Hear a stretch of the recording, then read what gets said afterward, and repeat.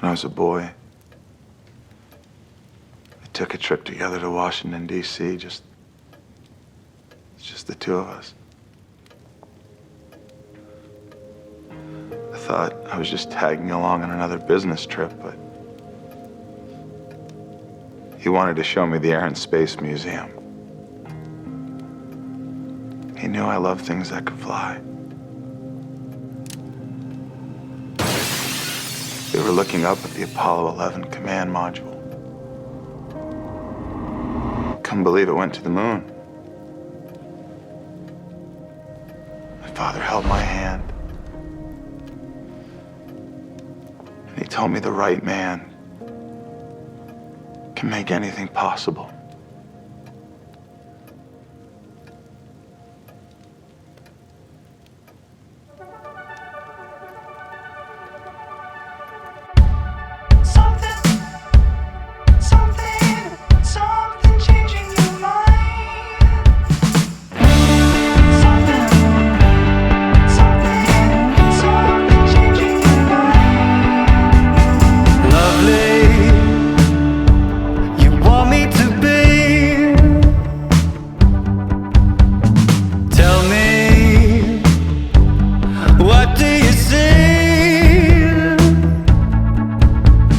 Lex Luthor's father rarely showed him any kindness. Instead, Lionel told him to bottle up his emotions and see everyone either as an accessory for his own selfish interests or as an obstacle.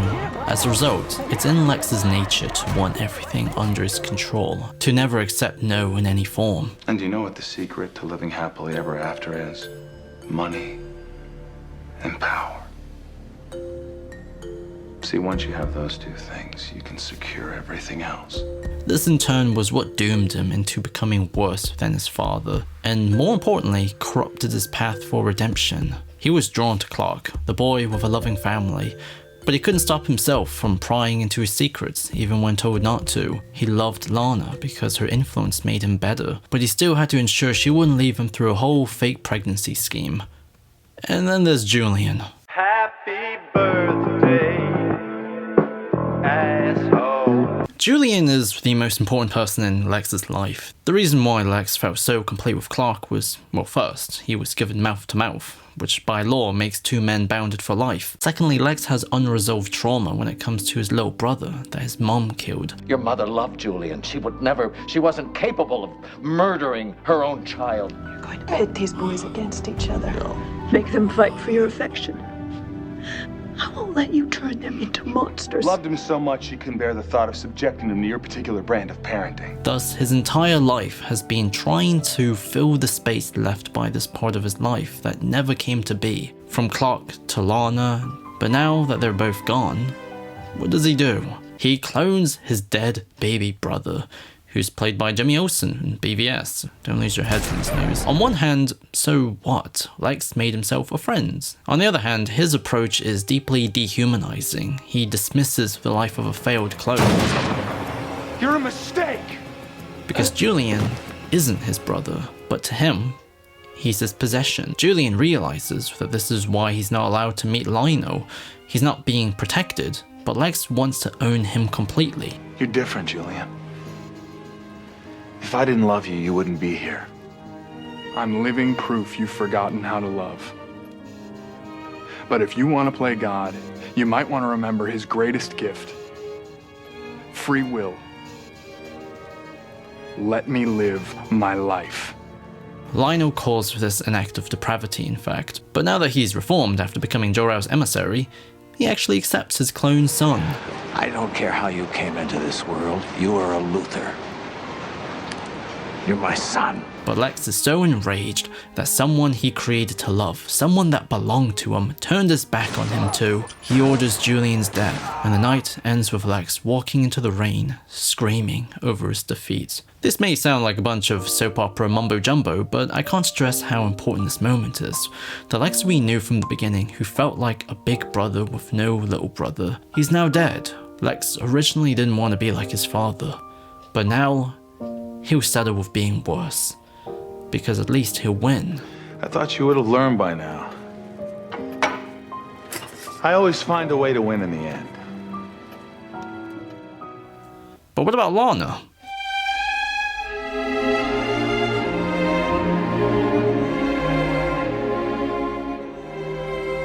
Lana blew up, and it looked like it was Lex's fault because she announced she was leaving him for Clark. But she's actually alive in China. You really can't make this stuff up. Lex finds her, and is actually not there for revenge, but for forgiveness. And we get the greatest explanation ever. Lex had a clone that was never alive of Lana, that we've never heard of or seen before. You cloned me. She then uses it as a decoy for the explosion to frame him. Wow. Lex is ready for death. We know half of him wants to die. The world would be a better place. Do it. Kill me. But the other half won't, and he takes the gun and bids Lana farewell, promising her freedom in Smallville. I would never ever hurt you again. I'm sorry, Lana. However, for Lana, this isn't the end. She had to learn to lie in order to live under the horrors of Lex's invisible walls and manipulation. So to protect Clark and to counter Lex's goals, she finds ISIS, a secret foundation. The point of all of this is to show how much Lana has outgrown Clark. She still deeply loves him, but now there's a part of her that's shaped in Lex's image. She uses violence, lies, and kidnapping for her goals. And there's this very specific amazing scene where Lex knows she's been spying on him, so he knows that she knows he hasn't done anything wrong. A moment that leads to a kiss, because she acknowledges Clark isn't like them. He's not like us, Lana. You might not want to admit it, but we understand each other. We understand doing whatever it takes to survive.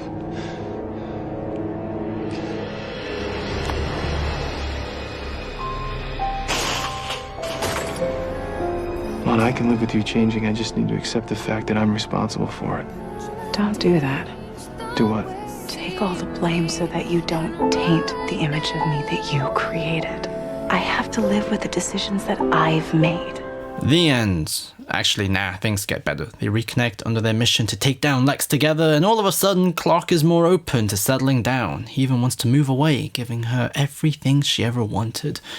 Actually, again, nah, this passionate Clark, who she's been sleeping with over and over and over again, is actually Bizarro. I feel like I need to take a shower now. This Bizarro is a schmuck from the Phantom Zone, and unlike Lex, he genuinely changed under Lana's influence, from being a selfish escaped convict to becoming someone genuine. His last words are, and this experience changes Lana, where as much as she loves Clark, she also realizes that what she wants from this relationship can never be achieved. We were going to leave Smallville together. You know he won't commit his life to you like I will. You know that. It wasn't me, Lana. And now that she's experienced a version of it, with a version of Clark that just fundamentally isn't him, it's made it worse. So in the end, after some bullshit of Brainiac, she leaves. I need you. But the world needs you more. But what about Supergirl?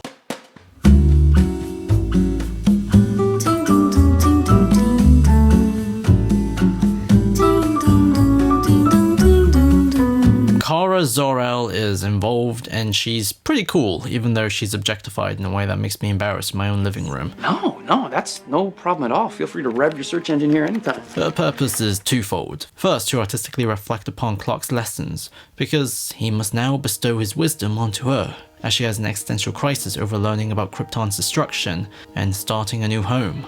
Maybe if I had had my abilities on Krypton, I could have saved it. You saved a lot of people here today. But Clark tells her to keep Krypton alive for him through her memories. It's different for you, Kal-El. You don't have any memory of Krypton. This has always been your home. Well, then be my memory. Tell me about my family. Clark, from being an orphan, adopted, and given a home, he does the same what his parents did for him, because with no other adult around, he's the adult now. We're not defined by our parents, Kara. One of the most important things that my adoptive parents taught me. They are a flawed race. Rule them with strength, my son. That is where your greatness lies. What kind of planet am I from? Clark Kent, you're here to be a force for good, not a force for evil. How can you be so sure? Because I am your father. So we shape our own destiny. Maybe it's time I stopped holding on so tightly to my past and started looking ahead to my life on Earth. Find the kind of friends that you have. There's also a ton of really neat thematic symmetry where, much like Lex and Clark, Kara has to fight her father and carve her own path. Subsequently, Kara's second purpose is to let the show write itself into a corner, because now there's 2 Kryptonians, so they have to keep finding ways to take her out. She gets amnesia, then she gets her memories back. She's then sent back in time by Brainiac, and when it seems like she's back, it's revealed she's actually in the Phantom Zone. It's just amazing. It should be noted that Season 7 was made during the 2007 writer's strike, where 15 episodes were written before, then another 5 were made after a deal was struck in 2008. Thus, this season is actually a bit shorter than the others, and also you can tell they didn't really redraft everything. Lex is now completely obsessed with the idea of this alien invasion coming, as you do. It wasn't an accident we were in Smallville the day of the meteor shower, was it? And he ends up discovering a whole secret society, Veritas, where these billionaire families, the Luthers, Swans and Queens and Robert Picardo, discovered Kal-El's arrival and his destiny of changing the world, so they called him the Traveler. You were really there to meet this Traveler that Veritas wanted to protect. I remember everything, Dad. In which Lionel killed the Queens and turned against everyone so he could meet and control the Traveler. Thus, him going to Smallville in the pilot was actually pre-planned, meaning he sacrificed his own son's hairline for power. You sacrificed me for the Traveler. As a result, the other purpose of this arc is to poetically present Lionel's comeuppance, where despite his redemption arc, his sins ran too deep. If he's in any danger, it's only from you. I've repented! Lionel isn't destroyed by Veritas, though.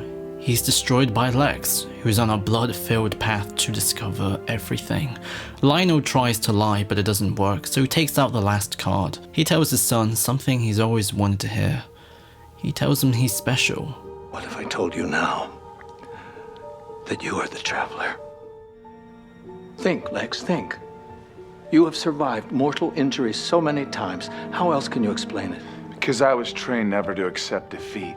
This moment of him rejecting his father's love is something that he's been quietly used to, like when his father tried to tell him he does love him after discovering he wrongfully blamed Lex for Julian's death as a child, and Lex just walks away. No.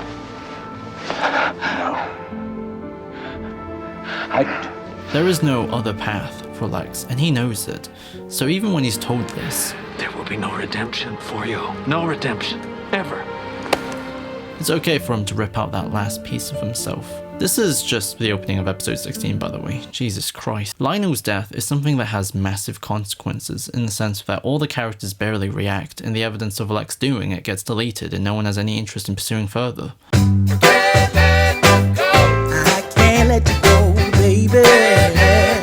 The death of Julian, letting go of Lana, and now killing Lionel. Everything that Lex once saw as opportunities for him to write a different life story that's not themed around greed and money, but instead love from a brother who could make sure he wasn't alone, love from a woman who could change his nature, and believing in love as an act of defiance against his father's cruelty. Lex has outgrown all of this. From disappointment after disappointment, people always leave him when they won't let him control them. Did you really think you could keep this a secret? Or are you so desperate to mean something to someone it was worth the risk? You can't punish me for wanting a family. Instead, all Lex has is this Moby Dick-like obsession with the Traveler and this alien invasion. There will be more. Project Cyan might be our only hope. So you've appointed yourself prophet of the alien invasion. You hold the future of the entire planet in your hands. I'm here to take it back. Because if he can be something as important as humanity's savior, then he can justify all the pain inflicted both onto him and from him. In fact, notice how at the end he uses my birthright interchangeably with the whole "I'm doing this for mankind" rhetoric. I'm doing this for the world. I have to protect the human race. This is my life. You have no right to control it. It's my birthright! The only story Lex is interested in now is the self-mythology of being a savior, where the rest of humanity will be just a prop for his own greatness, because now he can find redemption on his own terms, no longer on anyone else's. He puts the thing into the thing to control Clark, and the fortress begins to sink. Lex holds Clark, and all he can say is sorry.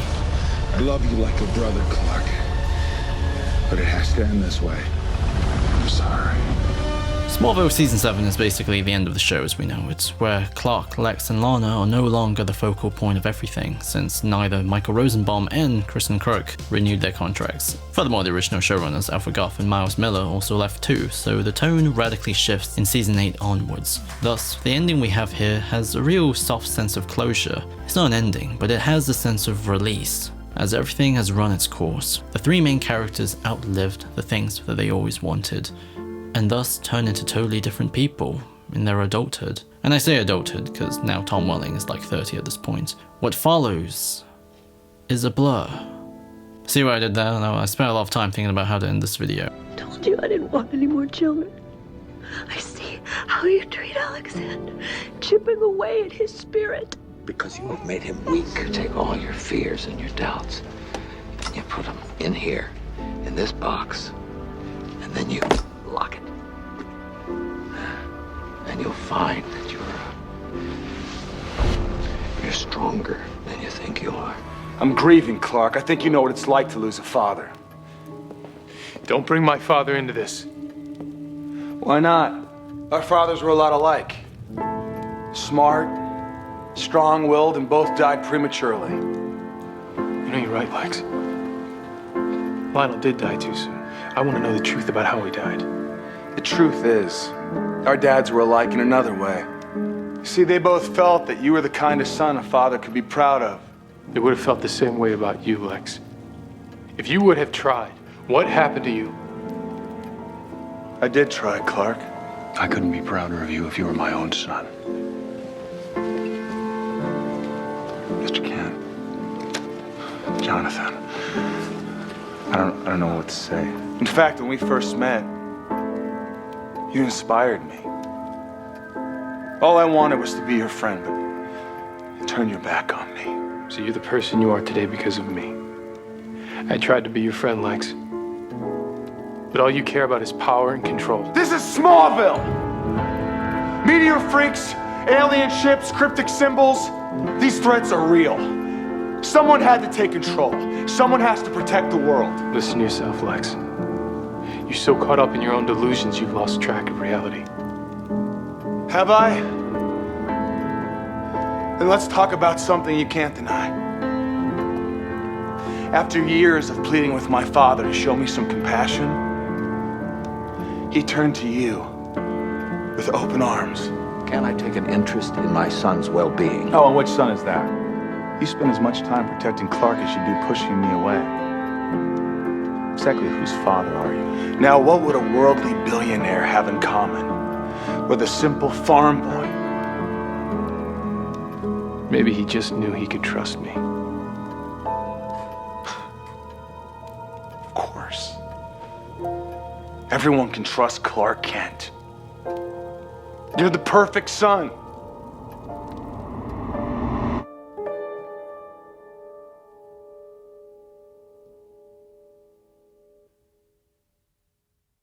We're stranded and beaten, reaching for helping hands.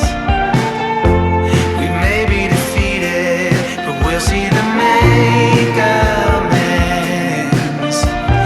When the time's right, we're gonna get all that's good. Yeah, when the time's right. Oh, when the time's right.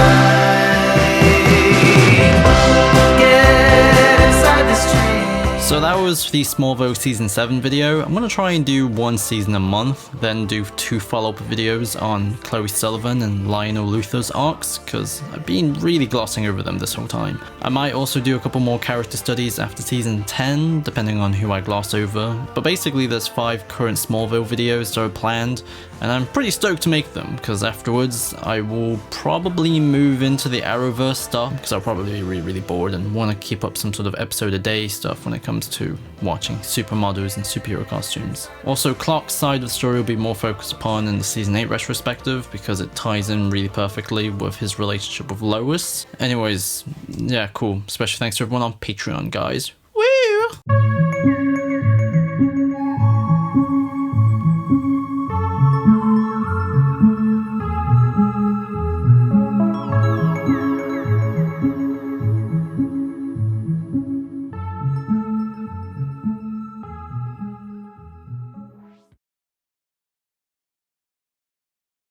but I'd like to believe that for all the harm I've caused, I've also done some good.